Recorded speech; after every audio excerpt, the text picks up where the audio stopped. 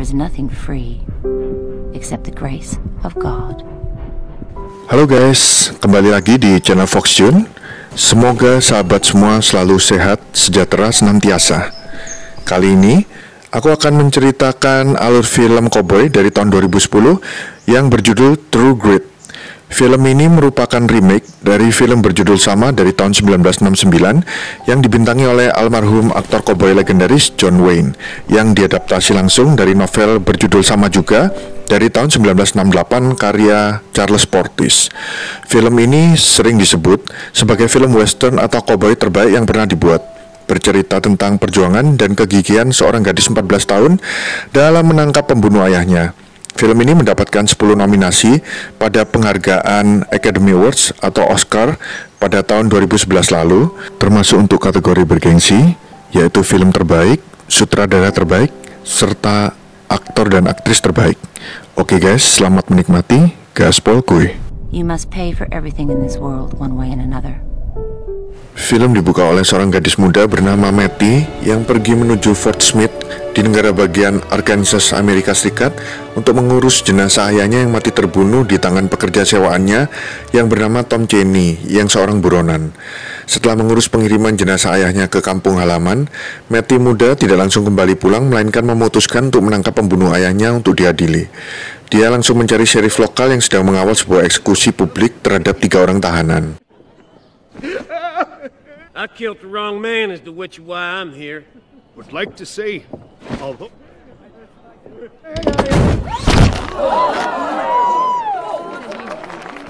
Seusai eksekusi, si sheriff berkata bahwa Tom Cheney saat itu sudah bergabung dengan geng Ned Pepper yang membuatnya kini lebih sulit ditangkap dan berbahaya. Dan karena masalah Tom Cheney sudah ditangani pihak Marshal, maka Matty memutuskan untuk menyewa seorang marshal yang dianggapnya paling tangguh dan tidak kenal takut. Maka didapatkanlah nama Rooster Cogburn. Selanjutnya, untuk dapat menyewa seorang marshal yang tentu saja tidak murah, maka Matty menuju tempat ayahnya membeli kuda untuk menjual kudanya dan meminta uang asuransi pelana kuda dari kuda ayahnya yang dicuri Tom Cheney untuk kabur. Setelah perdebatan yang alot dan penuh gertakan bahwa Matty akan menyeret si kakek penjual ke pengadilan apabila tidak mau membayar, akhirnya Matty mendapatkan uangnya yang akan diberikan si kakek besok. Lantas Matty menuju ke gedung pengadilan di mana sang Marshal Cogburn sedang memberikan kesaksiannya di sebuah persidangan. Marshal Cogburn tampak terganggu dan tidak menganggap serius permintaan Matty, walaupun Matty akan membayar sang Marshal untuk biaya jasanya, karena sang Marshal menganggap Matty masih seorang anak kecil. Kemudian Matty yang menginap di homestay tempat ayahnya dulu tinggal, keesokan paginya dikagetkan kemunculan seorang Texas Ranger di kamarnya saat bangun tidur yang bernama LeBeef. Dia ternyata juga mengejar Tom Cheney, namun dengan alasan yang berbeda, yaitu karena pembunuhan seorang senator di kota Waco, Texas, dan berniat menangkap Tom Cheney untuk diadili di Texas. Niat LeBeef itu langsung mendapat tantangan dari Matty yang justru berniat Tom diadili di Fort Smith untuk pembunuhan ayahnya. Sadar ada persaingan dengan si Texas Ranger LeBeef yang sama-sama mengejar Tom Cheney, Matty segera mendesak Marshal Cogburn tentang kesediaannya atau dia mencari Marshal yang lain. Sang Marshal bersedia, namun meminta biaya jasa yang lebih karena tingkat kesulitan yang tinggi. Mereka lantas sepakat dan memutuskan besok pagi jam 7 memulai pengejaran, dimulai berangkat dari tempat sang Marshal tinggal. Lantas Matty mengambil uang dari tempat si kakek penjual kuda, dan di situ Matty membeli seekor kuda poni untuk ikut mengejar Tom Cheney besok. Pilihannya jatuh pada seekor kuda jantan hitam yang tampak gagah dan lincah dan dinamakannya Little Blackie. Esok paginya, Matty yang bersemangat bahkan membawa pistol peninggalan ayahnya jadi gondok melihat kenyataan dirinya telah ditinggal Cogburn yang sudah berangkat duluan dan malah membelikan Matty tiket kereta untuk pulang kampung. Karena sang Marshal tidak mau kerepotan harus menangkap buronan sambil menjaga Matty. Namun dasar bandel, Matty malah menyusul Cogburn, dan saat si joki rakit tidak mau menyeberangkan Matty, si cewek tomboy ini malah ngegas kudanya yang sama-sama gila untuk menyeberangi sungai.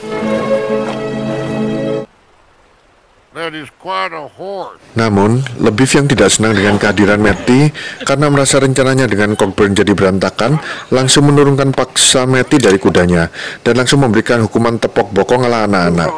Cockburn yang melihat itu dan mungkin merasa hukuman itu sudah tidak pantas bagi Matty, langsung bereaksi dengan menodongkan pistol ke Lebeef untuk berhenti.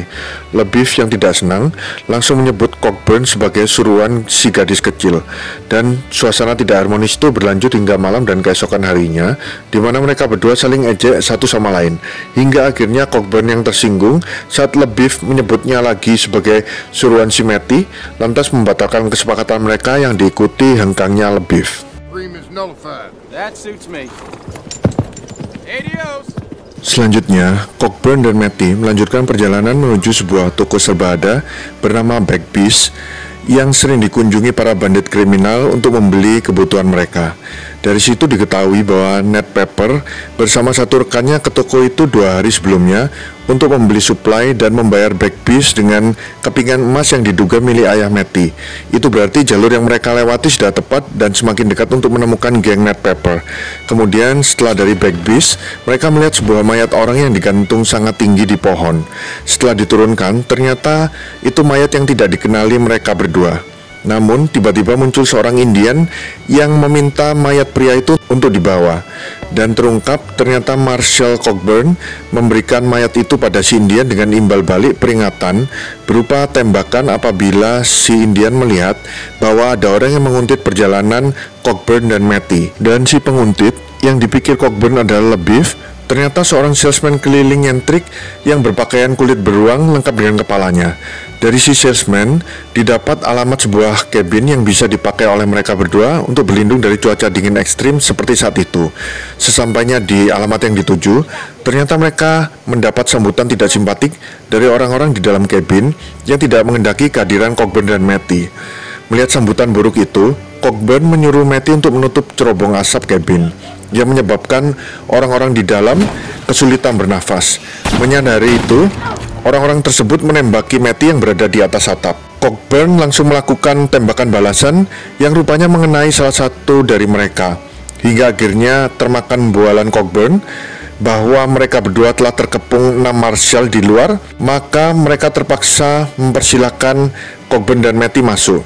Di dalam kabin, tampak Cockburn berusaha membujuk kedua bandit itu untuk memberikan info tentang geng Ned Pepper beserta Tom Cheney, karena mereka berdua adalah anggotanya. Bandit gemuk yang bernama Quincy tampak kekeh dan tidak terbujuk iming-iming Cockburn dan mendominasi si kurus yang bernama Moon. Si Moon yang kakinya tertembak cukup parah oleh Cockburn tadi tergoda iming-iming Cockburn yang akan mengobati lukanya agar kakinya selamat dari amputasi, hingga pada satu titik di mana Moon tidak kuat lagi menahan sakit. Don't you act a fool. If you blow, I will kill you. Met Ned and Hayes 2 days ago. Saat meregang nyawa, Moon mengungkapkan bahwa geng Ned Pepper akan kembali lagi malam itu untuk mengambil suplai makanan dan kuda yang baru. Lalu si Moon mengembuskan nafas terakhirnya. Selanjutnya, Cockburn dan Matty bersiap-siap dari atas bukit yang mengarah ke kabin itu menantikan kedatangan geng Ned Pepper. Tiba-tiba datang satu orang asing berkuda yang kemudian dikenali mereka sebagai Lebeef yang lantas masuk ke kabin. Sialnya, bersamaan dengan itu datang geng Ned Pepper yang langsung mengkonfrontasi sang Texas Ranger. Salah satu anggota geng lantas melasso kaki Lebeef dan menariknya dengan kuda. Kemudian saat ada satu orang dari geng itu yang akan memasuki kabin, Cockburn langsung menembaknya dari jauh yang diiringi dengan tembakan balasan dari teman-temannya. Terjadi baku tembak hingga Cockburn berhasil menembak kuda Ned Pepper hingga Ned jatuh dan segera kabur dengan membonceng temannya. Namun Cockburn berhasil membunuh orang yang diboncengi Ned. Saat membebaskan Lebeef yang terikat, terlihat bahwa sang Texas Ranger mendapat tembakan senapan laras panjang yang untungnya peluru tidak bersarang namun menembus bahunya, serta kondisi lidahnya yang terluka akibat ditarik kuda tadi. Lantas, dari salah satu bandit yang dikenali Cockburn, sang Marshall memiliki bayangan kemana selanjutnya geng Ned Pepper akan menuju. Esoknya, dalam perjalanan menuju tambang milik salah satu bandit anggota geng yang tewas itu, Cockburn yang kebanyakan minum dan mabuk mulai bertindak rese dengan menyindir LaBeouf yang terakhir memutuskan meninggalkan mereka. Namun kini seperti menjilat ludahnya sendiri dengan memutuskan bergabung lagi. LaBeouf yang tidak terima menyebut bahwa peluru yang menembus bahunya itu adalah hasil kerja tembakan Cockburn yang meleset. Cockburn yang tidak terima lantas menantang LaBeouf adu tembak sasaran yang dilempar ke udara, di mana malah terlihat tembakan Cockburn yang ngawur dibandingkan tembakan LaBeouf yang jitu.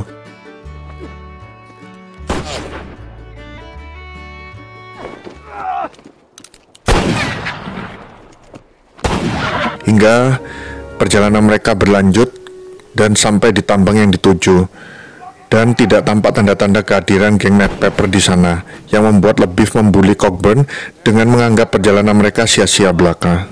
Malam harinya, Cockburn yang tidak terima kemampuan melacaknya disalahkan LaBeouf, balik menyalahkan sang Texas Ranger karena kehadirannya di kabin tempo hari menyebabkan geng Ned Pepper bersiaga dengan tidak mengunjungi rute-rute yang dianggap mereka berbahaya, termasuk tambang perak tadi. Hal ini menyebabkan LaBeouf yang sensitif jadi tersinggung dan memutuskan kembali ke Texas, serta menyarankan Matty yang berencana bareng dengannya untuk kembali juga ke Fort Smith karena LaBeouf setuju dengan Cockburn bahwa mereka sudah kehilangan jejak geng Ned Pepper.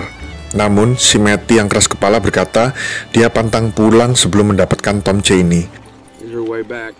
I will not go back, not without Cheney, dead or alive. Dan esok paginya saat mengambil air di sungai, secara tidak terduga Matty bertemu buruannya itu. Lucunya, Tom Cheney justru mengajari Matty yang sepertinya belum pernah menembak cara mengokang pistol, karena Tom berpikir gadis seperti Matty tidak akan berani atau tidak bisa menembak dengan tepat. Namun tidak diduga Matty berani menembak Tom. Suara tembakan itu lantas mengundang kehadiran Marshall dan juga Ned Pepper serta satu temannya hingga terjadi baku tembak di antara mereka. Namun akhirnya tetap Matty berhasil disandera geng Ned Pepper. Gertakan Matty bahwa dia kesana bersama 50 Marshall termasuk Cockburn tidak mempan bagi laki Ned yang tegas. Ned Pepper langsung menyuruh Cockburn untuk turun ke suatu bukit agar Matty selamat tidak dibunuhnya. Kemudian Matty menjelaskan pada Ned alasan dia menembak Tom Cheney tadi, yaitu tentang kematian ayahnya, yang langsung disambut kemarahan Tom yang merasa malu dan ngeles bahwa penembak sebenarnya adalah Cockburn. Dan setelah mendapat sinyal dari Cockburn yang sudah siap di bukit itu, Lucky Ned menyuruh Tom Cheney untuk menjaga Matty. Matty yang juga khawatir akan dibunuh Tom yang tadi sudah ditembaknya pun protes. Namun Lucky Ned berkata, jika Tom Cheney menyakiti Matty, maka dia tidak akan mendapat bagian dari jarahan yang akan dibagi. Takut dengan Lucky Ned, akhirnya Tom Cheney menurut meski terpaksa. Dan saat berdua dengan Matty, Tom terus-menerus diganggu oleh pertanyaan-pertanyaan dan bujuk rayu Matty untuk melepaskannya. Hingga saat sudah jengah, Tom langsung berniat menggorok leher Matty. Di saat itulah datang LaBeouf. Ternyata LaBeouf mendengar tembakan Matty tadi dan langsung menghampiri kemah mereka semalam, di mana kemudian dia bertemu Cockburn yang lantas menjelaskan rencananya pada LaBeouf bahwa saat nanti Cockburn menghadapi geng Ned Pepper, LaBeouf bertugas mengamankan Matty dari penjaganya, yaitu Tom Cheney. Kemudian terjadi pertempuran gila 1 lawan 4 antara Cockburn melawan Lucky Ned CS. Namun Cockburn yang gila tidak mau minggir seperti tawaran Lucky Ned dan tetap berencana membawa mereka hidup atau mati ke pengadilan. Kemudian adu tembak pun dimulai. Feel your hand, you son of a bitch!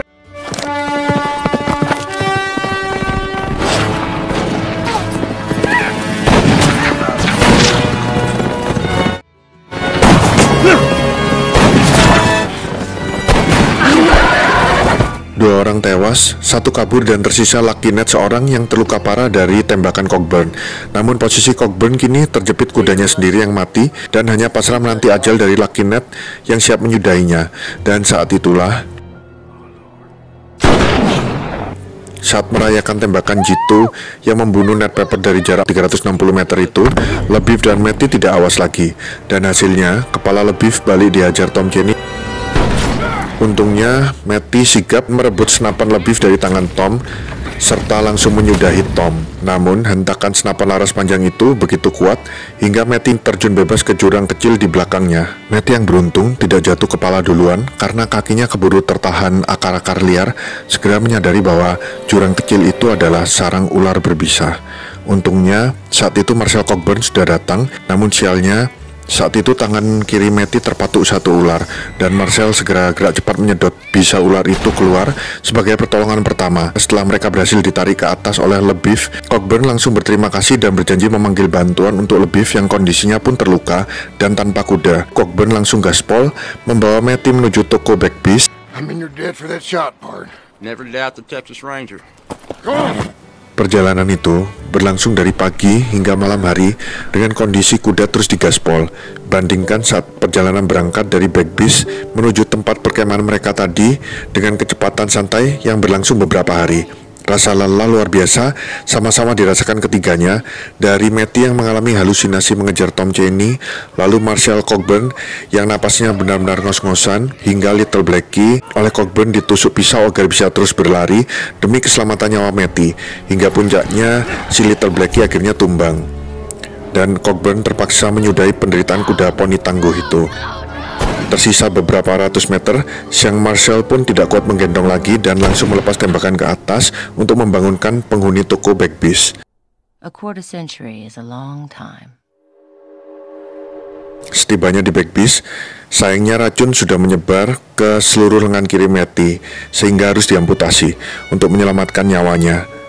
Kini 25 tahun kemudian, Matty dewasa datang ke kota Memphis di negara bagian Tennessee dalam rangka memenuhi undangan Marshall Cockburn yang tidak pernah datang lagi menjumpai Matty. Sayangnya, sesampainya di sirkus keliling tempat Cockburn beraksi, Matty mendapat kabar buruk bahwa dia telat 3 hari dari kematian mendadak sang Marshall yang pastinya saat itu sudah sepuh.